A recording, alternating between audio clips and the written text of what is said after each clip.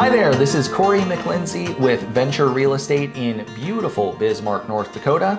And today I am going to give you the one trick, the one tip that you need to win any real estate negotiation. Okay, that's a little clickbaity because in a previous video I had said that it's not so much about winning a real estate negotiation as it is making correct decisions, and I still stand by that. However, some of you just like to win and want to know how to do it, so I'm just going to give you the keys to the kingdom. The one thing that you need to do is you need to stop looking at things momentarily from your perspective, and you need to start trying your best to understand where the other person is coming from. You have to be able to see the other person's perspective. The biggest mistake that people make in a real estate transaction is they only see what's important to them. When you stop looking at the other person and you only go with what you want, well, the other person is going to respond in kind. And listen, I didn't make this up. In this cool book, How to Win Friends and Influence People, it might be old, but there's some excellent stuff in here. There's a gentleman by the name of Henry Ford, who you may have heard of. He says, if there is any one secret of success, it lies in the ability to get the other person's point of view and see things from that person's angle as well as from your own. What would that look like in a real estate transaction? Well, it would look like this. Rather than playing battleship with the other side, rather than just lobbing a guess across the table of an offer, which is only reflective of what's important to you, before you even make an offer, ask some questions.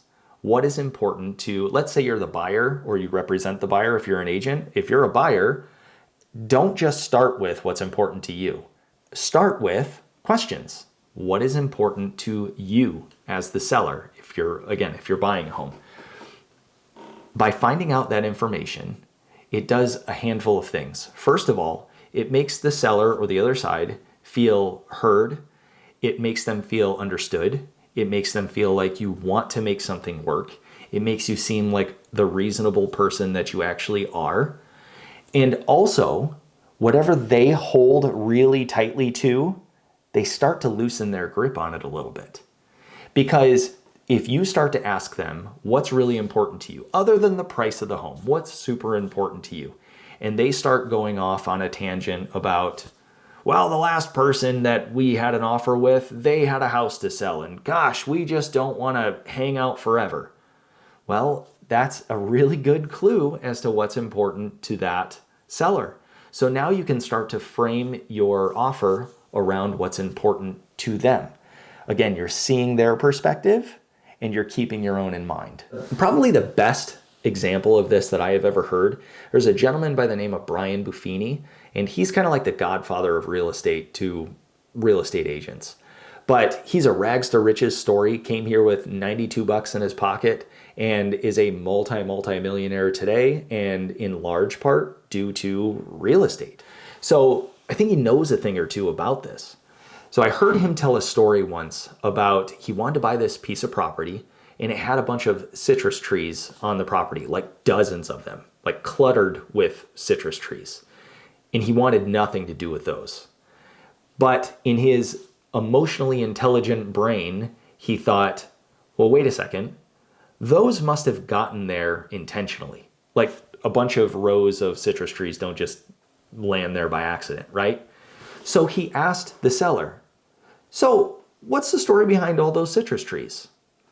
The seller goes on to tell him how proud he is of all these citrus trees and all the different kinds and everything. Okay, a light bulb goes off in Brian's head, who says, okay, well, I hate these trees and I plan to rip them all out. But if I go and create an offer that is $100,000 under the asking price because I have to go through the trouble of removing all these trees, that is going to completely turn off the seller.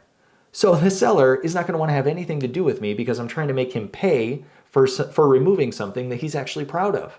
By asking that question, it opened up a doorway for him to walk through.